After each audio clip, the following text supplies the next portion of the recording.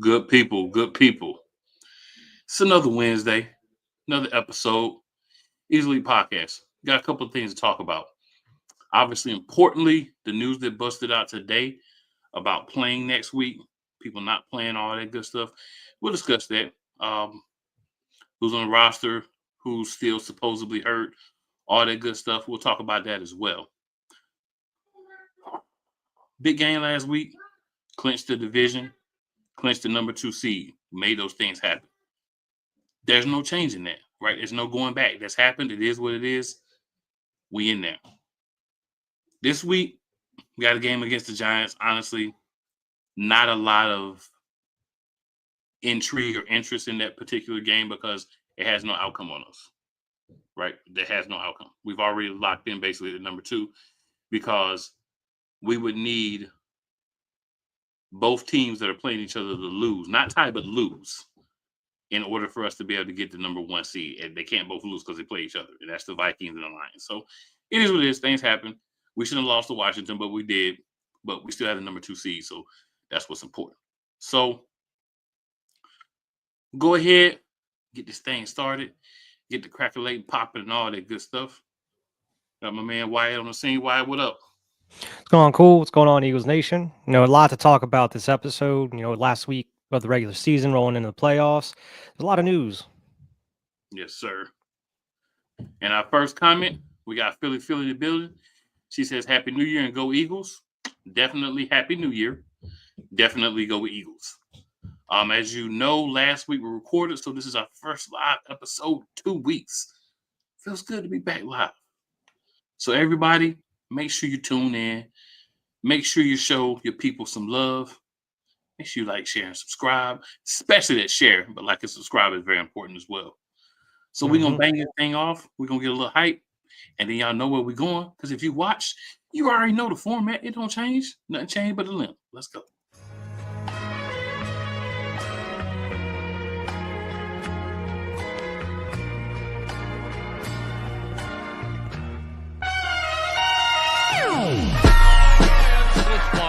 The kick is away, and the kick is, it's good! And the Eagles win! It's hard to come to South Philadelphia and leave here with the win. You just don't come to Philadelphia and leave here with the win. Eagles fans everywhere, this is for you. Let the celebration begin!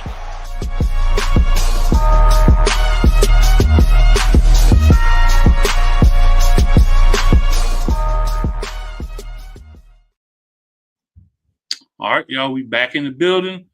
Y'all know what time it is. Y'all know what day it is. So, we got a lot to talk about because a lot's happened. But, hey, y'all know the format. Y'all know the style. Y'all know how we do this thing. Ain't nothing changed. Updates. Wyatt, what you got for us, bro?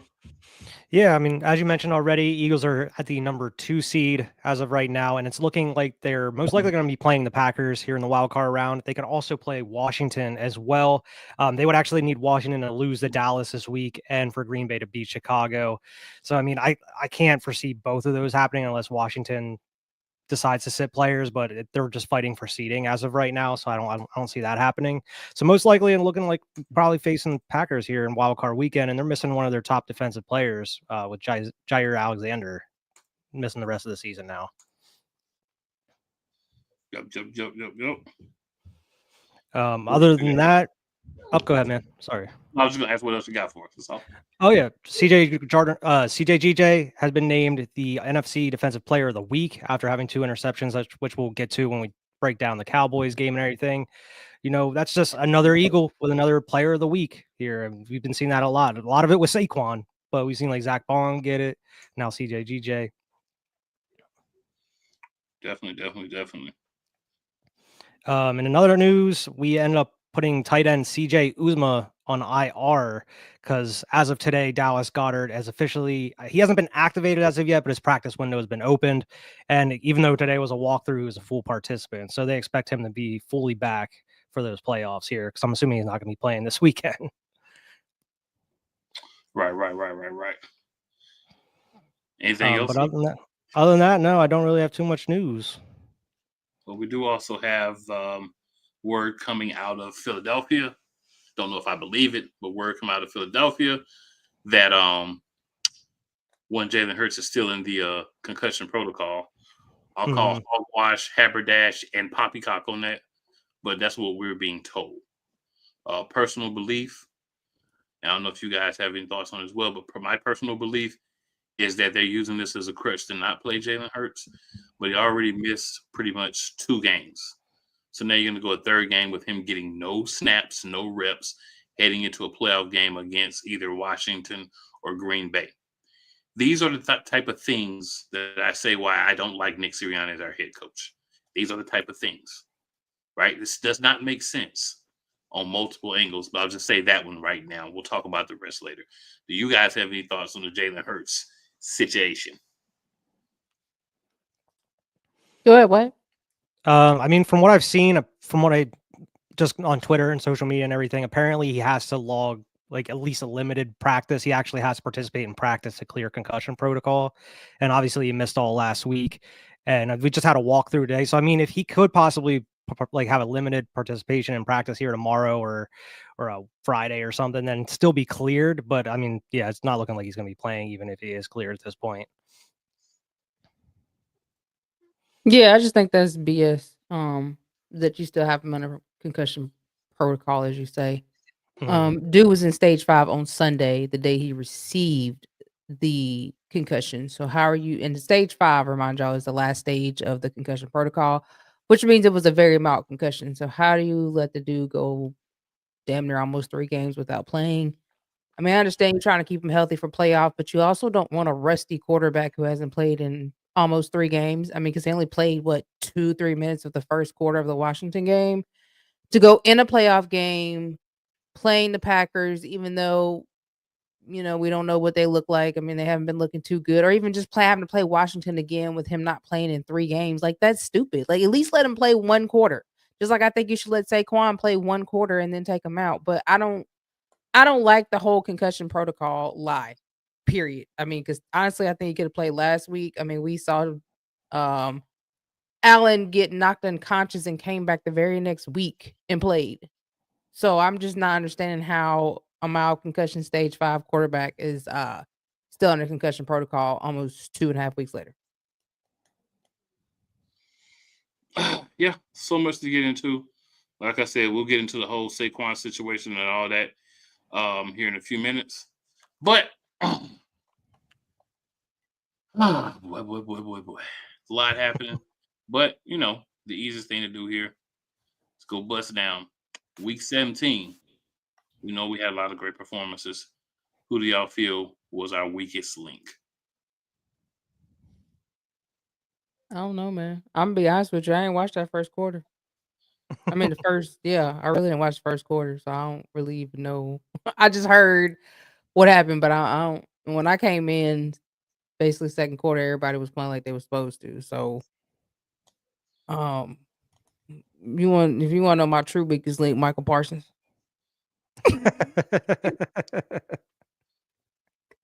That's my weakest link right there, Michael Parsons. Well, who you got? I'm all just because I can't really think of a single person. I'm gonna say the wide receiver 3 position for the Philadelphia Eagles. You get no looks on a weekly basis. That's right. That position is obsolete right now. Yeah, straight up. They just out of the block. I'm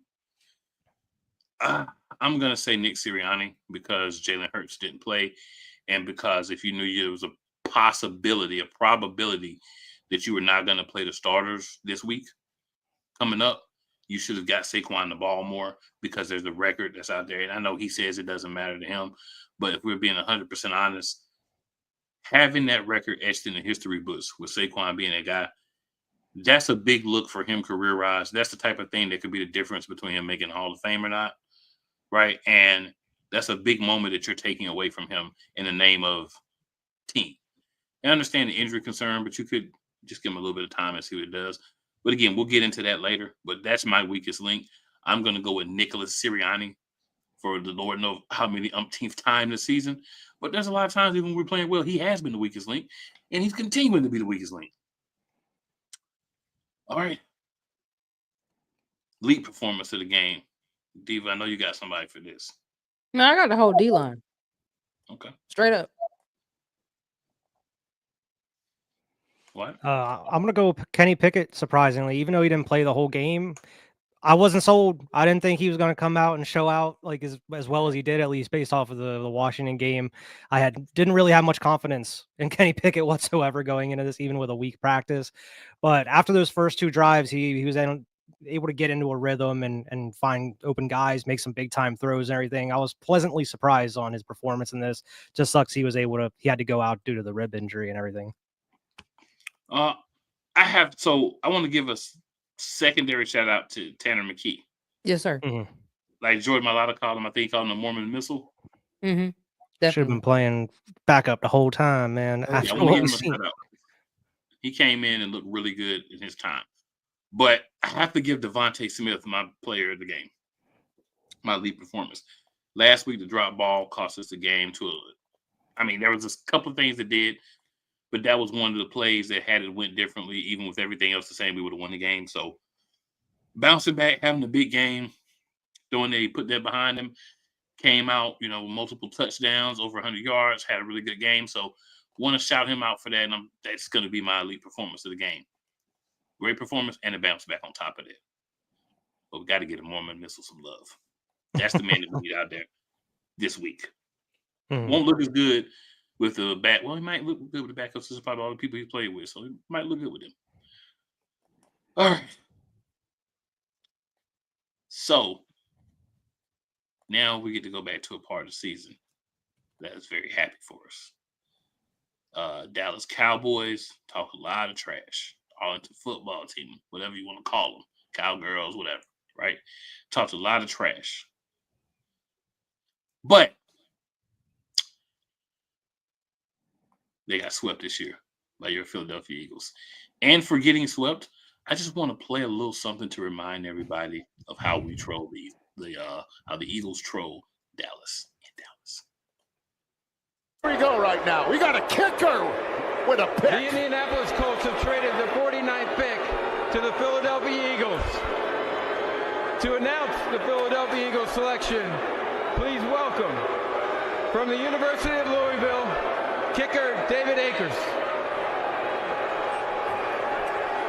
What's up, Dallas? Kicker's trolling the Cowboys. Last year. I like standing up here before you as an undrafted free agent, representing that shield for 15 years.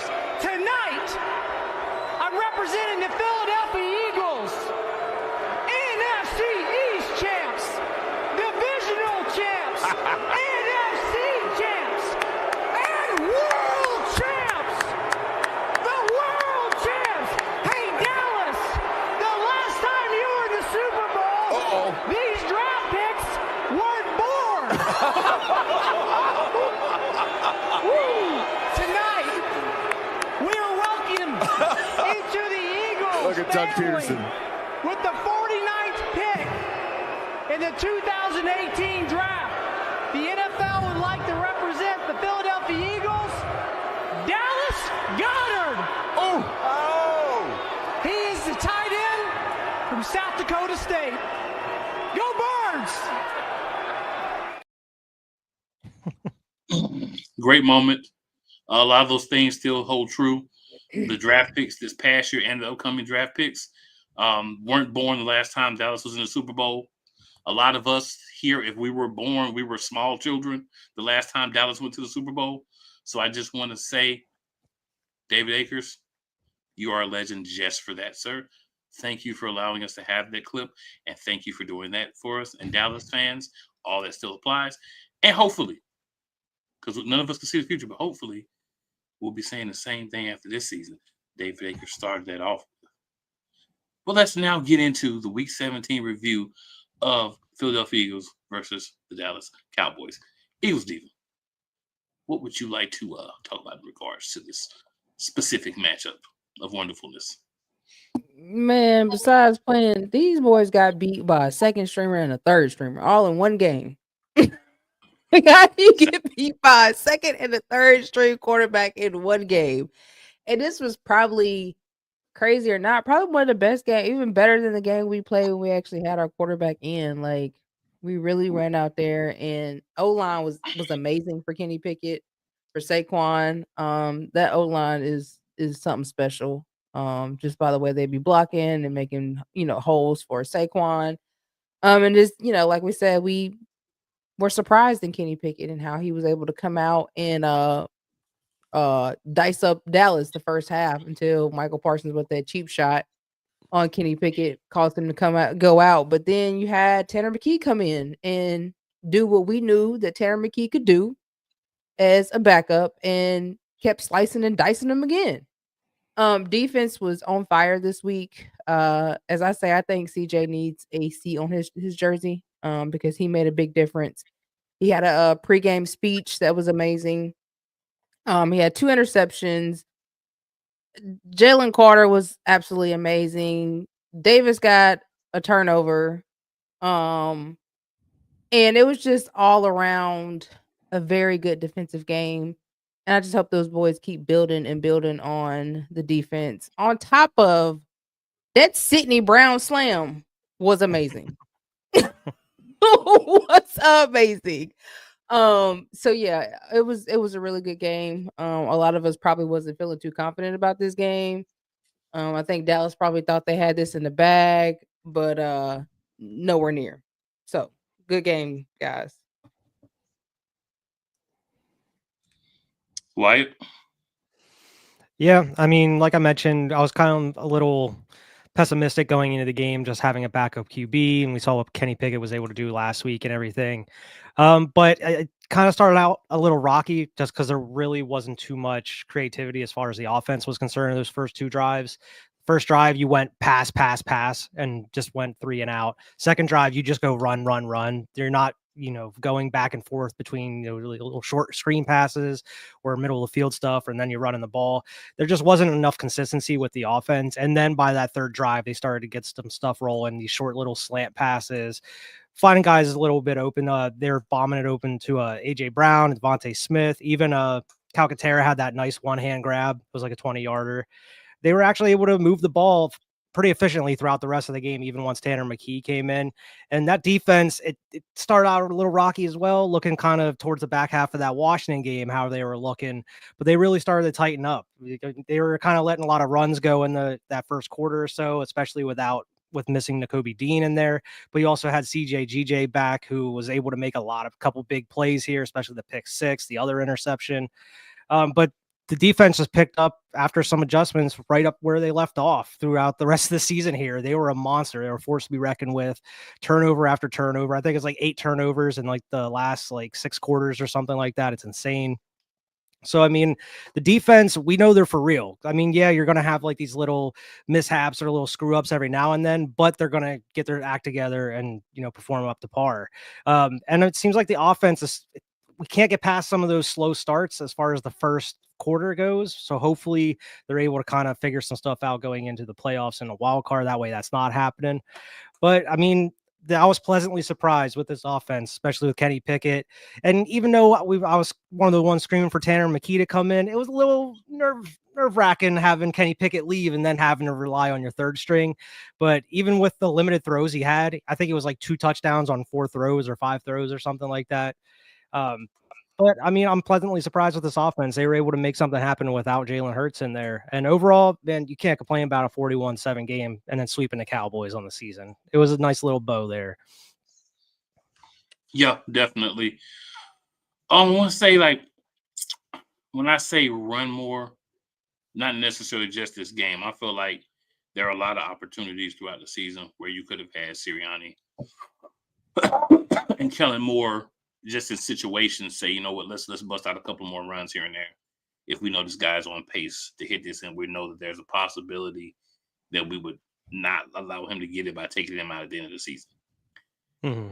I just don't like not giving that man that opportunity. But we'll get to that in a few minutes here. So Little G Griffith is in the comments here. He says, my brother daughter is home today. I'm of the Eagles season. Better Eagles kick Giants butts. It doesn't even matter, Lil G. I feel you want to go with the momentum, but it's not going to be the real team out there. So it is what it is. All right, we got Hassan Terrell. He says, "Hi there, guys. Happy New Year." Happy New Year to you, Happy Hassan. New Year. Thank you for hopping in and checking us out too, Little G. But to the game itself, a lot of great things, right? A lot of great things. Saquon did get 31 carries for 167 yards. But if you watch this game, there were opportunities where you could really say, like, we could have probably got him a better carry here, maybe a play action here, a better carry here, and we didn't really do that, right? So, again, thinking we win this game, we know that we're going to sit Saquon. I get 31 carries, and somebody would say, "Well, cool, we got 31. What you crying? What you crying about?" I'm not crying. I'm just saying, if you knew that he needed over 200 yards, situationally giving him the ball, right? Because you ran the ball a lot when McKee came in. I get that. He only had 3 of 4 for 54 yards, but he had 2 touchdowns. So I get that. But at the same time, it's the situation that you're giving the guy the ball into. Then you look at the first game against the Giants when Saquon was unselfishly saying, like, hey, just let the young guys eat. These are moments like, man, if we could go back and just say, well, maybe Saquon finish that up, get another 40, 50 yards, maybe this game we get this, maybe this game we get 10 more yards, things like that, the what ifs. But love what I saw, honestly, overall. 6 to Smitty for 120, like I was saying, 2 touchdowns. AJ had 3 for 36, but he got a touchdown, so he probably won't be mad. Calcaterra had 1 for 34. Gainwell had 1 for 5. And Saquon had 2 for 2 yards as well. On defense said it earlier. The defensive line. They played well. We did give up 100 yards rushing, but even with that, it wasn't a major concern because of all the other things we did so well. We hit their starting quarterback to 15 of 28 for 147 yards. He had a touchdown, 2 interceptions. Right, 23 carries, but 104 yards. Receptions, nobody got over 4. You could argue, if we had our guy, we would have got more. You might would have got more. Let's say if he had 100 and touchdown, he still would have got drugged. I'm not saying he wouldn't have made a difference, but he wouldn't have won you the game. Like, stop that. Probably been a lot more turnovers with your guy. And of course, we're talking about one CeeDee Lamb. I just feel like we came out, we played a strong game. We knew that they had some injuries, but for once, we did what I always talk about since we started this show, episode 1. We put our foot in their throat and we never let it off for once. A lot of times we put our foot in their throat and we let it off. There were some times we took field and some times where we may have ran the ball where we should have thrown it. It's sometimes we probably had the ability to get a good runoff. But at the end of the day, overall game flow, amount of carries, everything, can't say he didn't do right by Saquon. Situationally, I can say maybe do a few things differently. Also, with McKee probably playing this week, coming up, why not let him have some more throws? Why not let him have a couple more throws just to see if you need to use him, you're comfortable with starting him. But, those are minuscule things right now.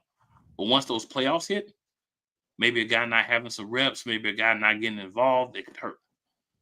Definitely, like Eagles Diva said, like White said, that number 3 wide receiver spot, it should have been used at some point this year to some efficiency, and it really hasn't been. That's a big concern, but hopefully those guys will get some reps this week, and that way they'll get themselves slightly ready for the playoffs. A lot more I can say about the game, but what can you say? We swept them. We did what we were supposed to do. We're where we need to be. We won a division. We've pretty much blown our chance for the number 1 overall seed because, like I say, the Lions and the Vikings play each other. So one of them is going to win. And they both won their 2 games leading up to this. So even if we had won, we still wouldn't be the number 1 seed, right? It just wouldn't happen. So unfortunately, it is what it is. We go in as a number 2. Hey, it don't matter. Number 1, number 2, number 3, number 4, number 5, whatever. It's not where you are at the beginning of the playoffs. It's where you are when the Super Bowl's over. And hopefully, like every year, we hope the Eagles are hoisting the Lombardi for the second time when all's said and done. Diva, any other thoughts on this game? Nope. No, it was a beatdown.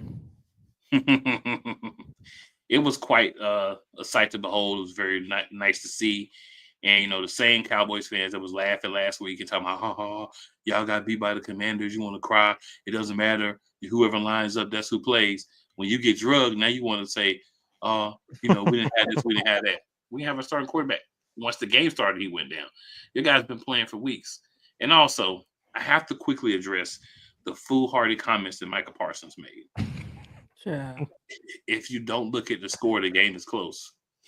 If you take the scoreboard away, y'all don't do drugs. Okay. Drugs is bad. And he's the prime example. And don't play for the Cowboys. Those two things are bad. Okay. Okay. If you know, you know. Okay.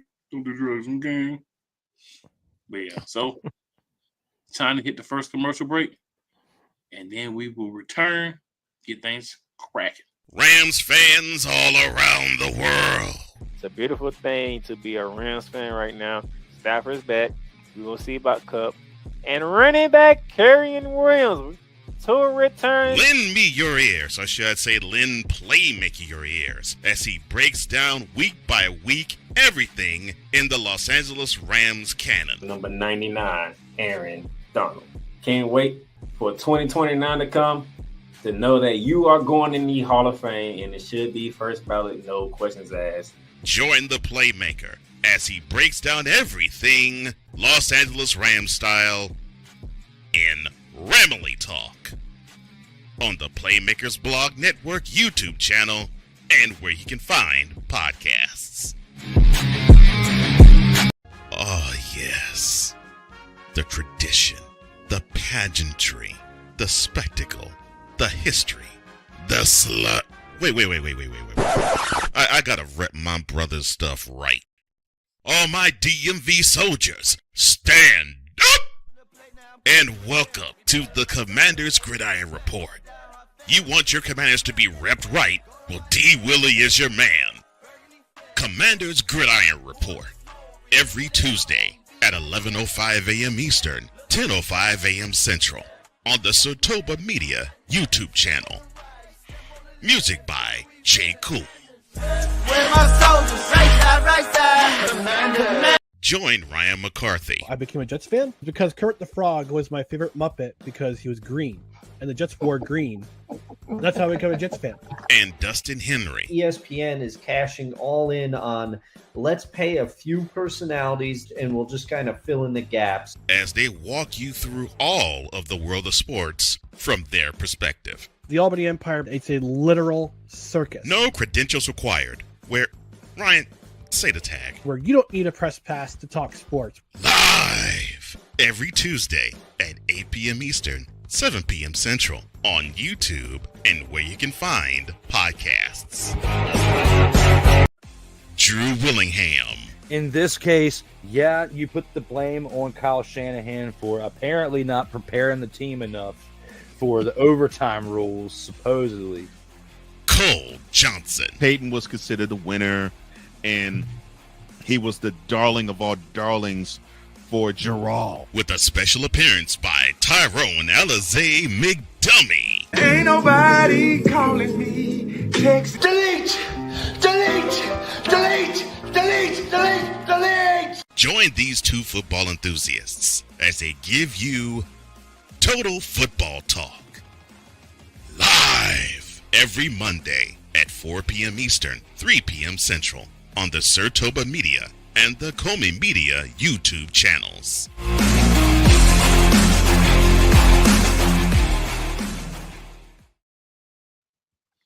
All right, we back in the building, y'all. And a couple of things we're going to talk about today, right? So I was going to go vice versa, but we're going to start with this. I mean, we know what's happening, but we're not asking what's happening. We're asking what should happen. So the question, should Saquon Barkley play Week 18 to break the all-time rushing record? And again, we understand that Nick Sirianni has said he won't play. But the question isn't what Nick Sirianni thinks. The question is what we think. Diva, what do you think? I mean, I most definitely think he should play a quarter. I mean, y'all act like he can't get that in a quarter. You know what I'm saying? Like, why not let that man finish? Let him be great, man. Let him do what he want to do. I know he said that coach asked him if he wanted to play, and he was like, "Yeah, we talked." But it's in my words, I took it as even though you said he asked you, but then you said that it would be a chance for you to imprint your name, basically still telling you wasn't gonna play. Even if you say, "Yeah, coach, I want to play," he basically like, "No, you're not gonna play," because then you wouldn't say, "Well, I wanted to imprint my name. This would be a chance of doing something real big, with a team that I've never been able to do." So yeah, I mean, why are you hating on a man like that? Let that man be great. Let that man break that record. And all you gotta do is play him for a quarter. Like people keep saying, well, he can get hurt. I mean, he can get hurt in practice. He can get hurt running out there. Like you can get hurt at any time. It's not just you're on the field playing the game, you can get hurt. Luckily, he's been healthy this far. I don't feel like he's gonna get hurt in one quarter with the Giants defense. Like make it make sense. I feel it. Wyatt, what are your thoughts, sir? Yeah, I mean, I would have been totally okay with him playing a quarter. But to me, in my personal opinion, the record isn't a huge deal to me. At least I know it is to a lot of fans and everything. I was just happy to see dude hit 2,000 yards. He's an elite company with being one of 9 players to ever hit 2,000 yards rushing. Now, if it was like 40, 50 yards he needed for the record, obviously you got to put him out there. But since it is over 100, you're kind of pushing it because not only are you worrying about the health of Saquon, you're worried about the health of your starting offensive line as well, who's already banged up with people going out pretty much each game at this point. And they're going to be putting the starting O-line out. You're not going to put backups out there if you have Saquon out there to try to get him that record. So, I mean, there's a lot of pieces that are involved and you have to worry about in a needless game, a meaningless game for the Eagles. And it's not years ago where you had the second seed had a bye week. You have to take advantage of resting these players when you can because you have to play 4 games in the playoffs. You want to get to the Super Bowl and win. So, I mean, to me, I'm totally fine with resting everybody because I would rather see us have everybody healthy, have a bye week somewhat, go into the playoffs and hopefully make a run at a Super Bowl. I mean, we've seen him do amazing things all this season, have over 2,000 yards. To me, that one extra record doesn't mean a lot to me. I know it means a lot to Saquon and everything. I know he talked to him, but I think it was the right call of not playing players this week. So I absolutely think that Saquon should play week 18. I think even if it takes him a half, you should give him up to the end of the first half to get the record. It is an all-time record. He has, I believe, my calculation, about 39 or so less carries than Eric Dickerson did in 16 games. There have been times where he's acquiesced and said, for the good of the team, let the other guys eat, I won't play. Right? So I think when you have a guy like that, he has a chance to etch his name in history. Right? Not saying the 2,000 yards is shabby, but when you're 101 yards away from history, and you're the type of running back that can get 100 yards in a quarter, and you're not going to give him that opportunity, that's disappointing to me, not just as a fan, but as a fan of football, period. When you have guys that have an opportunity to break all-time records, because it doesn't come around a lot.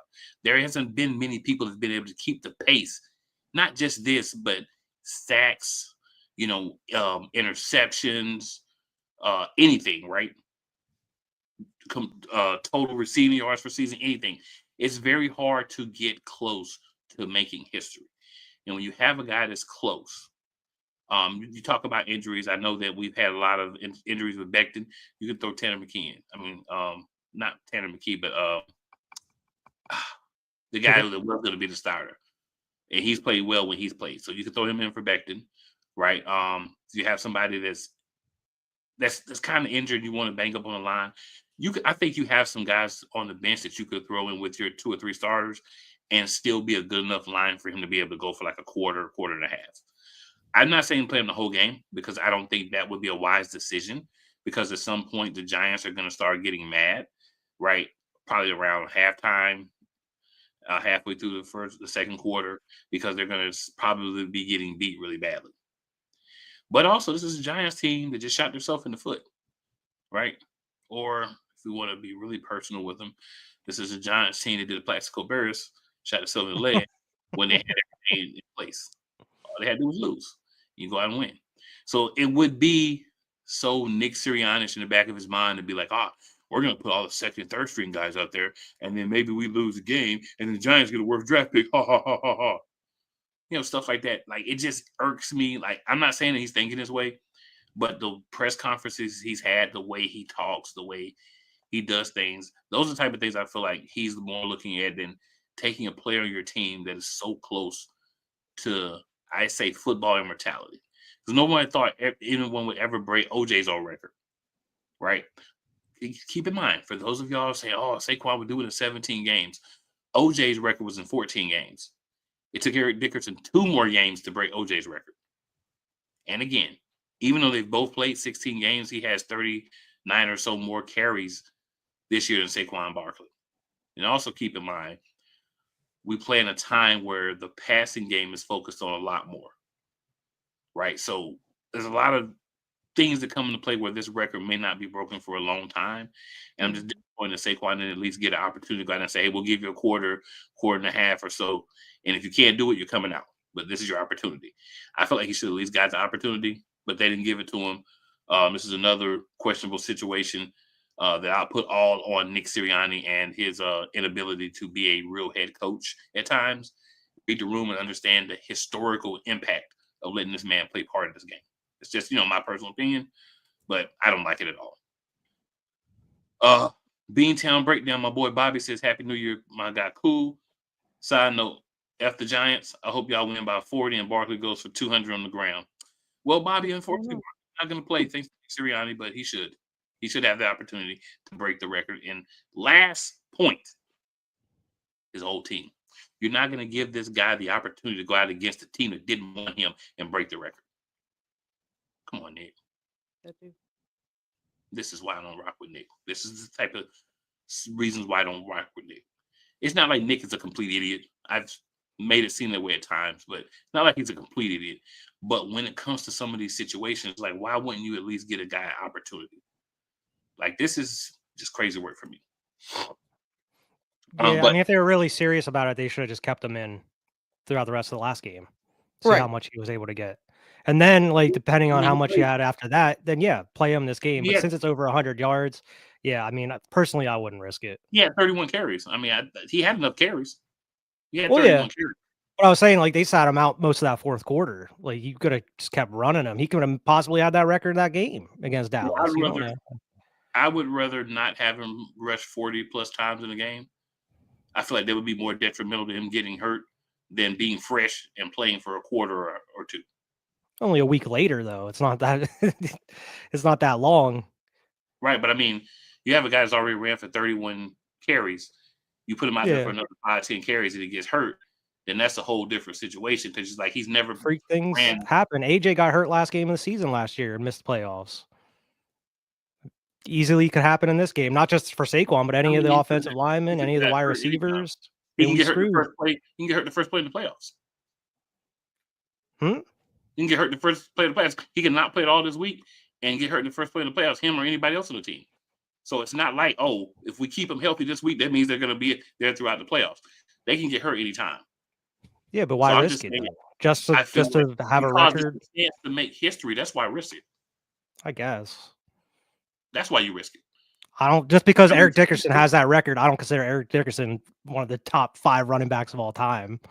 But it's not about being like that's not going to change my opinion on Saquon if he gets that record. I mean, I haven't said anything about that changing anyone's opinion of him. What I've said is that puts him in a different class of running back because Adrian Peterson couldn't do this. So many great names could not do this, right? And he's already in an elite company, over 2,000 yards. Only 9 other players have ever done that. Yeah, he's one of only 8 or 9. But if he breaks the record, he's number 1 all time. That's a different level of elite company. Yeah, and there's how many people that have broken that record though? Like he wants to do it over the years. Not many, because the record stood since 1984. So no one's broken it in 84? We came from 84 to 2024, 40 years. Yeah. So we're talking about a record that stood for 40 years. So that's not impressive to break a record that stood for 40 years, and he wants to do it. It's not like he's saying, no. You could tell he wants to do it, but Nick is like, oh, don't worry about that. It's team first, blah, blah, blah. Mm-hmm. And like I say, it is what it is, but you should give that man a chance. He had 16 other games as a chance. He could have broken that record too. But they ain't give him that, and a lot of them know. Right. They asked him in the one game. They asked him if he wanted to be one game. And that was in the fourth quarter. That wasn't like it was. That could have been an extra 50, 60 yards. Who knows? It could have been, or he could have got hurt. Like you said, he could have got hurt. Yeah. But I mean, you have a second seed, game's locked in. This is meaningless. But I mean, that game he Rest your chose not starters. to, though. You know what I'm saying? He was like, no, I want the other ones to eat. Meaningless, though, to the guys that are playing. We're saying as fans it's meaningless. It's not meaningless to the Philadelphia Eagles. You know what I'm When saying? it doesn't have any effect on your playoffs, it is. It is. Okay, so how many teams have we talked about over the years? I care about wins more than personal records. I'd rather have a full healthy roster. Look at it this way too. This is part of it as well. How about the fact that how many teams that say, "Oh, we're not going to play our guys," and just because we got everything launched, and then went into the playoffs cold the next week and got drugged? How many teams have done that? With that same thinking, though, you put Saquon in for a half. What if he only gets 40 yards? Then he just gets 40 yards. Then you put him out there for nothing, though. That's what I'm saying. It's like either thing could happen. It's not a guarantee that he gets this record if you play him. And I'm not saying that you give him a whole game to get it. I'm saying get him in a quarter and a half, see what he does. If he gets it, cool. If he doesn't, because there's been multiple games, especially in the first quarter, where this man has came out and put up 100 yards. He put up 109 yards against the Commanders 2 weeks ago in the first quarter. Mm-hmm. So it's not like this guy can't go out there against this Giants defense missing a couple of their best players and put up 100 yards. And maybe he doesn't. If he doesn't, hey, he doesn't.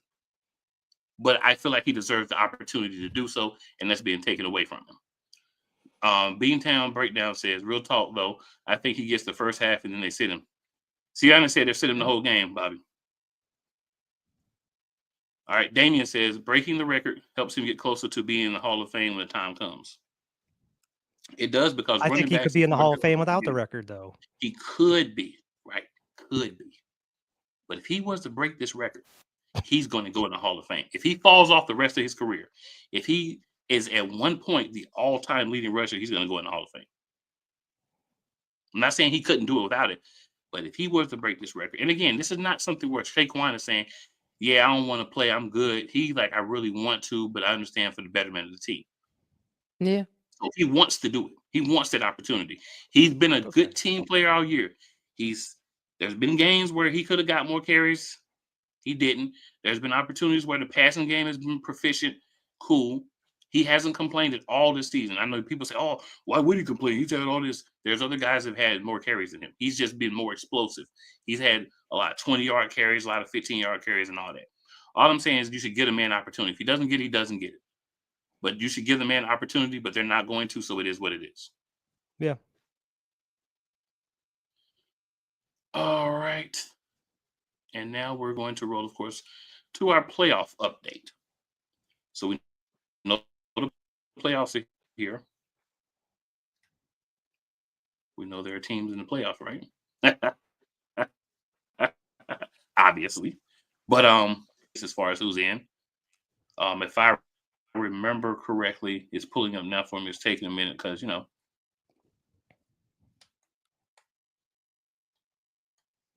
you want to talk about it, that's what's You're cutting out, man. I believe there's only like one spot up in each conference chance for last year as our team is an NFC team. So we'll start with the AFC. So in the AFC, one spot left. Number one is the Chiefs. They play Denver week 18. That's important. That's why I mentioned it. All right, number two is the Bills at 13-3. They're both locked in because even with losses, no one below them could catch them. At number three, Baltimore Ravens, they're 11-5. At number four, the Houston Texans at 9-7. Boy, they've been looking bad. They're just in a really bad division. At number five, the 10-6 Steelers. And at number six, the 10-6 Chargers. And due to losses, the Broncos, they're in the hunt, but they still have some teams who could get in with some crazy things happening. But the Broncos are in the driver's seat right now, 9-7. They win, they're in. Still in the bubble at 8-8, the Dolphins and the Bengals. The reason why that game against Kansas City is important because the Broncos in Kansas City. Now, here's the thing: Kansas City absolutely has nothing to play for. They're 15-1, so I can see a scenario where maybe they're sitting Mahomes and other guys, and if Carson Wentz is starting the game, Carson Wentz is starting. The Broncos have a great opportunity to win, but the Broncos could still Bronco. You know, because at one point they were a little bit higher, but the Broncos could still Bronco. But it's a good possibility that they should win, but if they don't, Dolphins and Bengals are lingering. Everyone else has already been eliminated from playoff contention. All right, over in the NFC, there's one playoff spot available. And number one at 14-2 are the Lions. They play the Minnesota Vikings, who is the other team that has an opportunity to have the top pick. The top seed, excuse me. Philadelphia Eagles are 13-3. They're pretty much locked into the number 2 spot. Number 3 is the Rams at 10-6. And they're locked in. They're pretty much locked into their spot now as well.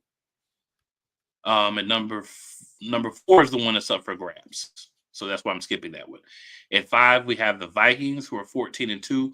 They're second in the NFC North, but they play the Lions week 18. If they beat the Lions, they'll get to number 1, and Lions will fall to number 5. The Commanders are number 6 right now at 11-5. They beat Dallas. They stay 6th seed no matter what. If they lose and the Packers win, the Packers would be number 6 and the Commanders would fall to number 7. That's important about who you play. In number 6, you play the Rams in the first round. In number 7, you play the Eagles in the first round.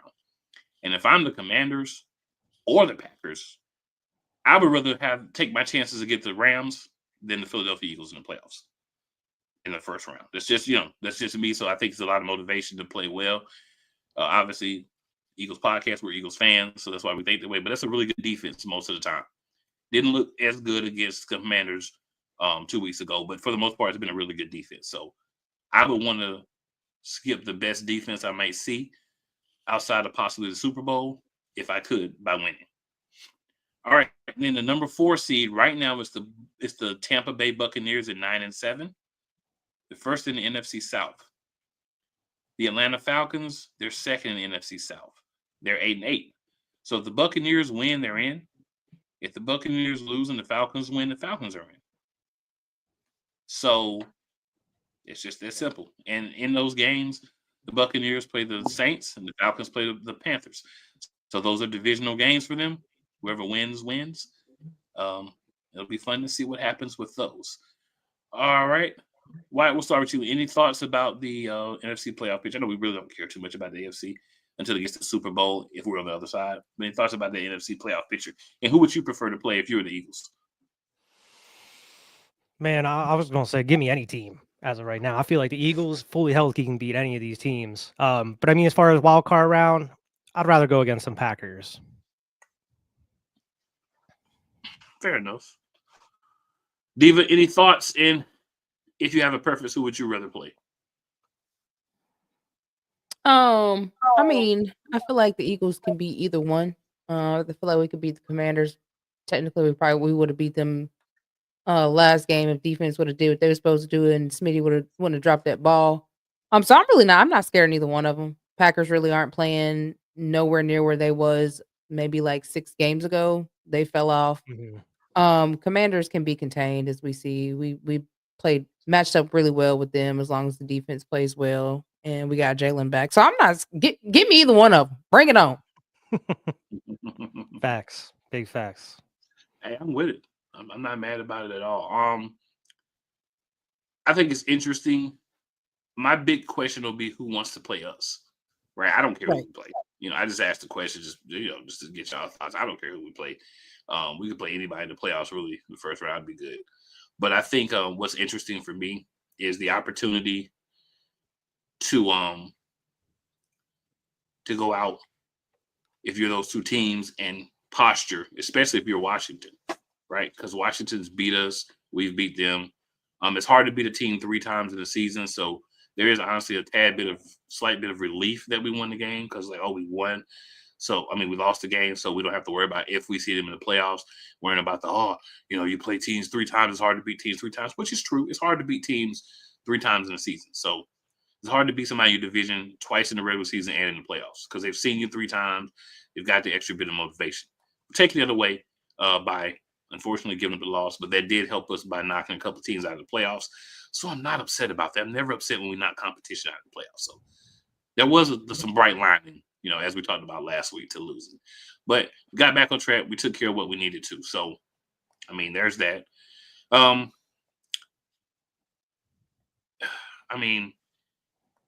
To me, it doesn't matter who gets in as a number 4 seed. If you got to play the Lions or the Vikings, you're probably going home. If you're, you know what I'm saying?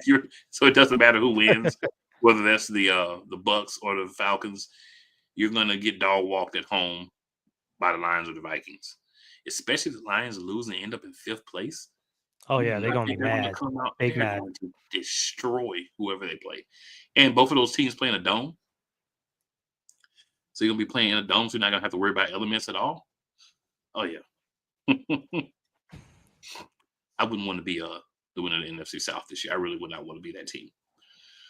So yeah, I think the playoffs are going to be interesting. We'll know all the seeding by next week, so we'll be able to talk about our actual matchup, who's going to play who we think is going to win, how the brackets we think is going to go, and how we're going to get where we need to go and who we might be playing. A couple of comments here. Shout out in the building. What's going on? Happy New Year's, fam. Happy New Year's, man. Enjoyed your Christmas and your New Year's. You know what I'm saying? No, Unc was drunk, boy. That boy was drunk on his mind. Wide open. I ain't mad at it. Damien says, playoffs, what's that? For those of you who don't know, Damien is a Chicago Bears fan.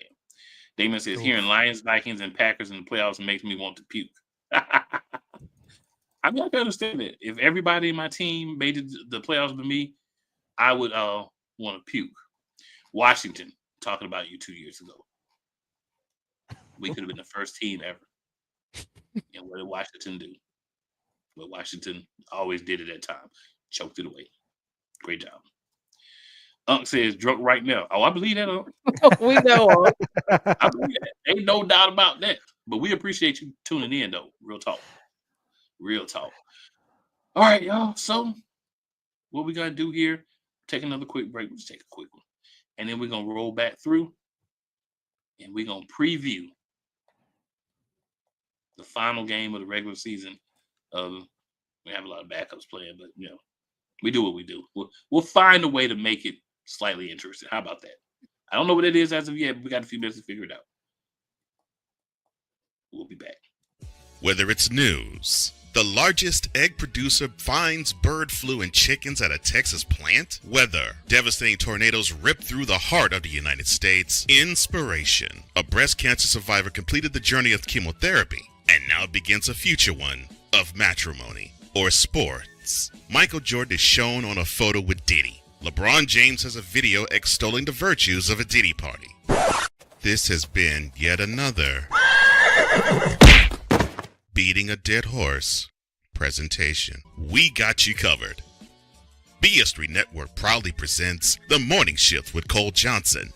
Live every weekday morning beginning April 29th at 8 a.m. Eastern, 7 a.m. Central.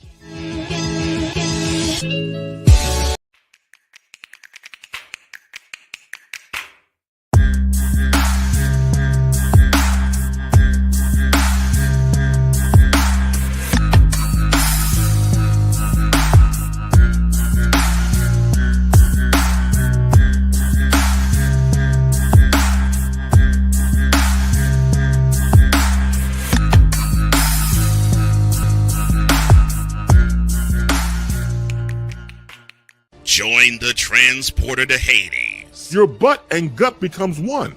Join the reformer of hooker whores. This is my daughter, Placenta Booty Johnson. Join the bronze car. Whenever you are in distress, take off your baseball cap and throw it in the air. Join your very own superhero of broadcasting, Chris Bass. So whatever color crayon they get, they palm it and do 2 circles, and that translates to I can beat up black people. As she takes you through the week's paces in Baseline.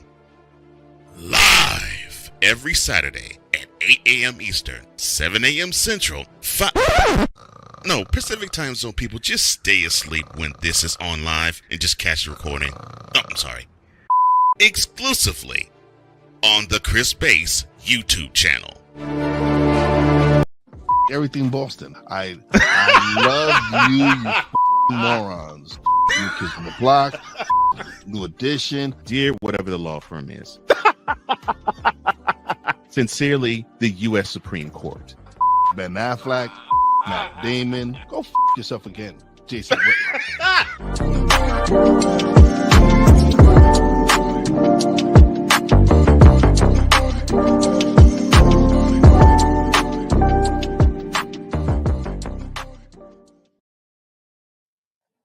All right, y'all, and we are back in the building. And of course, we're finishing up. We got some time.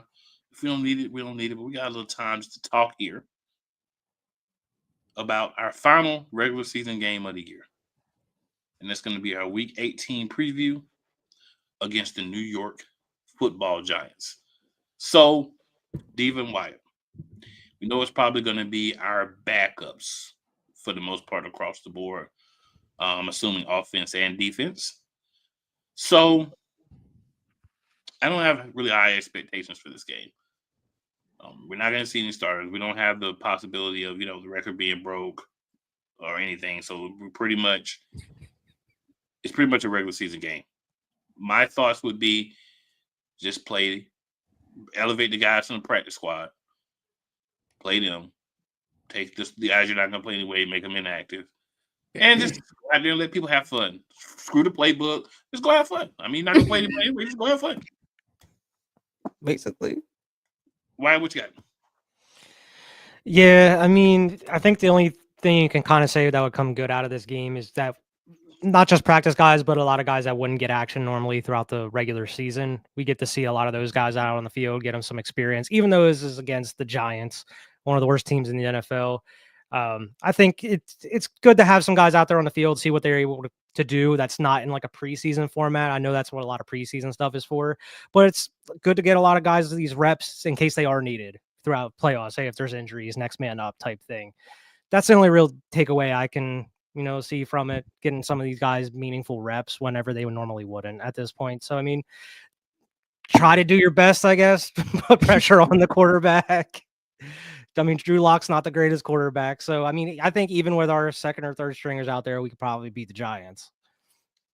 Man, I hope so. I don't know if we're going to see much pressure. I don't know. I mean, really, I guess you just go out there and have fun. It ain't going to be no pressure like you would see, last week or week before last. Definitely not going to be that kind of pressure. Drew Luck might get off. I mean, I don't know. I don't really know how our second stringers look.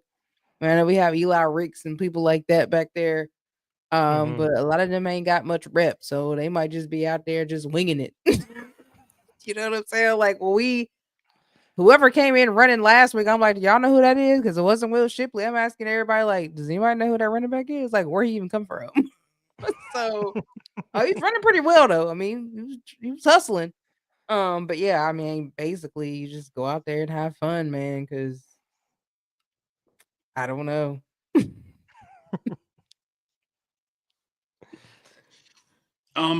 Get shine on. Maybe we'll finally see the Jahan Dotson.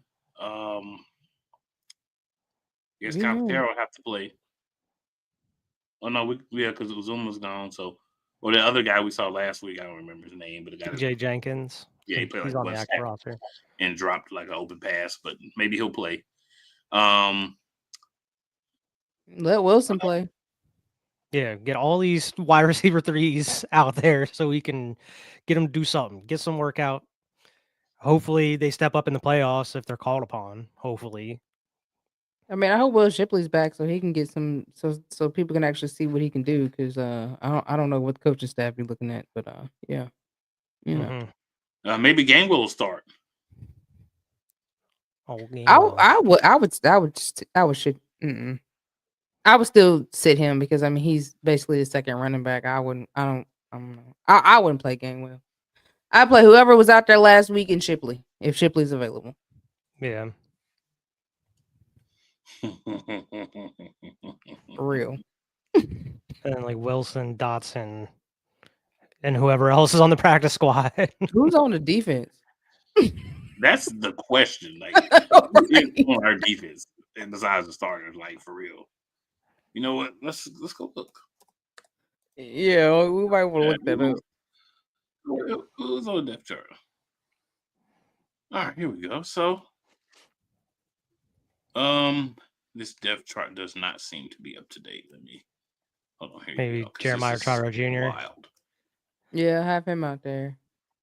He has a couple nice plays last week. Yeah, with Huff going out and Kobe Dean not go. playing. All right, so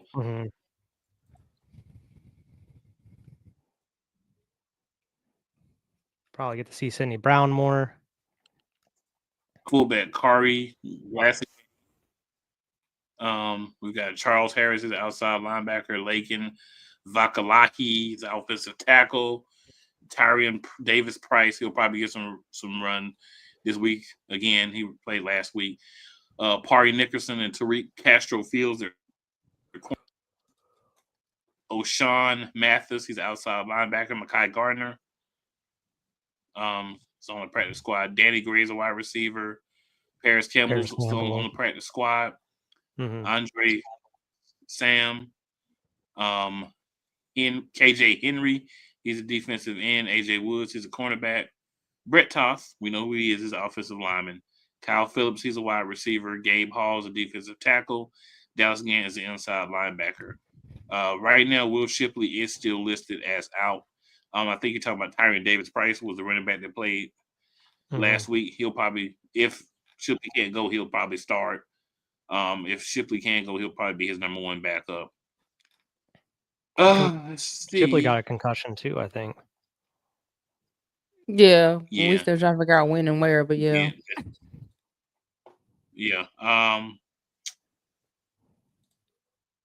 Covey's on injury reserve again, so he won't be back. Is he? I thought he was off. Yeah, I know he has a neck injury. They were being safe off. with him. Yeah, he was off. He was on. We got to put right back on there. Yeah, put right back on there. If we're looking at guys who we might know, we'll probably have Moro Jomo started defensive end. Thomas Booker started nose tackle. They'd have to elevate somebody from the practice squad because we don't actually have another defensive tackle on the active roster. So Gabe Hall will probably get some major run. The other thing with doing it this way is you're going to have your backups playing a whole game because we're not deep on the defensive line. So Moro Jomo, Thomas Booker, and Gabe Hall would basically be playing the whole game if we're not going to play the starters at all. You know what I'm saying? Like literally the whole game. Outside linebacker, of course, you'd start Bryce Huff at left instead of Nolan Smith. Jeremiah Trotter Jr. at wheel linebacker. Oren Burks at, well, he played this week because Dean's hurt, but he'd be playing again. Jalix Hunt would be a right linebacker. Isaiah Rogers and Eli Ricks would be playing some corner. Sidney Brown, Tristan McCollum at safety. Ringo at right corner. And then Avonte Maddox at nickelback. So we know that Avonte Maddox would be definitely getting attacked.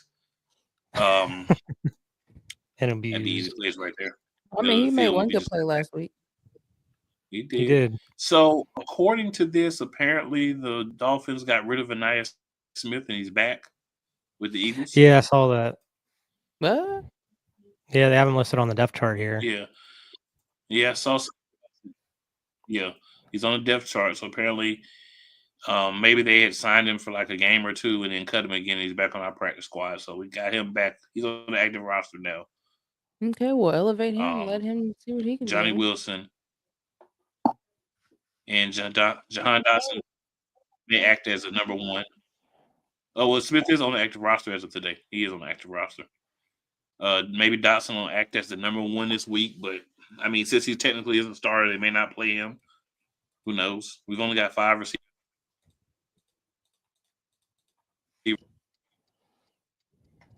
So see how that works. Fred Johnson would be playing left tackle, it looks like. I mean, he's played pretty well. Tyler Steen, they have him at left guard, which is a little weird because he's been Mekhi Becton's backup pretty much. but they have him listed as the left guard. Nick Gates as the backup center. Trevor Keegan as the backup right guard, who, yeah, I don't know if that's going to be a good move. Jack Driscoll at right tackle. EJ Jenkins at tight end, because we only have 2 active. Kenny Pickett is right now listed, not injured. And then, of course, Kenneth Gainwell, if backup running back as a starter. So, you know, it's not a group that I would feel like would truthfully instill any fear in the other team. But, I mean, yeah, I think it's going to probably be Tanner McKee and Ian Book at QB. I don't think Pickett's going to play. Personally, I wouldn't play the man. I mean, just in case you got it, just in case you got to use him in the playoffs, and he still got them broken ribs. Yeah, I wouldn't play the man. I would just leave it to Tanner McKee and garbage Ian Book. I just put Ian Book in. I just let Ian Book. What difference does it make? Just put yeah, that too. What Nate Sudfeld doing? We need someone to go in here and play a meaningless game against the Giants. I mean, I guess that's what Ian Book's for. Yeah. So I mean, you know, you're not gonna play anybody. You might as well just put Ian Book in, and if something happens to him, we can put what's calling it as the backup. I wouldn't start him. I don't want to start like anybody that may have a possibility of needing to play. Tanner McKee could just be like the backup to Ian Book, because we're not going out there trying to win the game. We're not going out there getting points or whatever. And Nick Sirianni can say whatever he wants. If you're sitting every starter on offense, you're not trying to win a game. In defense, if you're sitting all the starters, you're not trying to win a game. So just be honest about it. You're just trying to get through the game. So just go and throw Ian Book out there and let him go out there and Ian Book it up.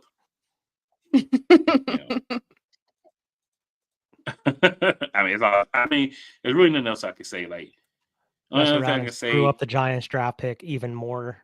They drop from 1 to 8 or 10. That's got to be what they're trying to do, right? And if I'm the Giants, honestly, I'm saying, oh, you're putting your third string in? Okay. Yeah, like we don't got a third string. What you saying? We're gonna play a guy that's not even doesn't play QB. We're gonna put someone else. We're gonna pick up somebody that nobody wants and just put him in the game. Like, well, you don't need to play, but just throw, right? Right. But yeah, I mean, I joke, but it's to me, it's disappointing when you take a whole game and just don't play your starters. But I mean, I have no control over that. That's all Nick and the coordinator. So it is what it is. That's all Nick. Yeah. I mean the coordinators could really push if they wanted to. I feel like if they really wanted to play, we need to at least play some guys that could, but it's worth it. It's really not. So with a lot less beating than every other week, New York Giants, this is for you. Just gotta get through this. Playoffs are literally right around the corner. We almost there. And I also want to say, in regards to all the teams that have been eliminated, we're talking about the playoffs next week. What's that? Playoffs? Don't talk about it. Playoffs? You kidding me? Playoffs? I just hope we can win a game.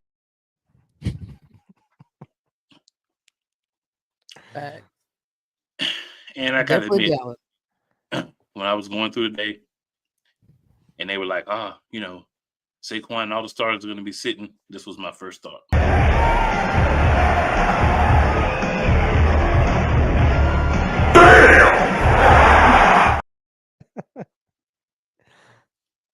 So, I do want to say, though, Philadelphia Eagles have won the NFC East, and we are the number 2 seed. Woo! Factual. I'm at Saquon said he didn't even know you get shirts and hats. I was like, dang, my boy. I'm down bad over there. They didn't know such a thing existed. But that's what happens when you're on a habitually mediocre team. So I feel bad for that dude, man. It's a lot, it's so much I can say is why I would like to see him a little bit this week. But I get it. But I just feel bad for that dude.